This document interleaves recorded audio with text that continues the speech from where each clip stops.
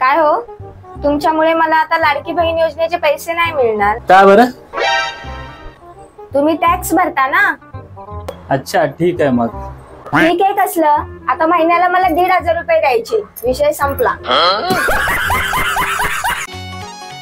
काय ग, आज जेवण काय बनवणार आहेस?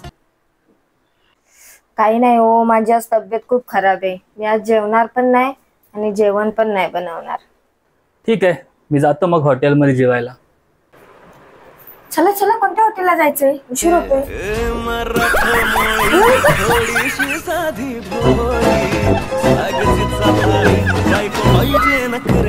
जे लोक बायकोला डोकेदुखी समजतात त्यांनी एक लक्षात ठेवा, ती नव्हती आली आपल्या घरी मागे लागून, आपणच गेलेलो टिफिन घेऊन।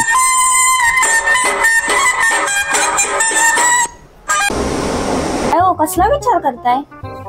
पाऊस आणि बायको सुरुवातीलाच फक्त चांगले वाटतात आणि नंतर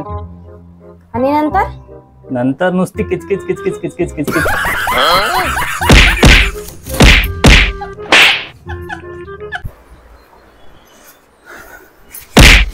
जरा सांभाळून। का, काय झालं? तुम्हाला माहिती नाही का आम्ही आता बायका कोण आहोत? कोण आहे? मुख्यमंत्र्यांच्या लाडक्या बहिणी। Sorry sorry.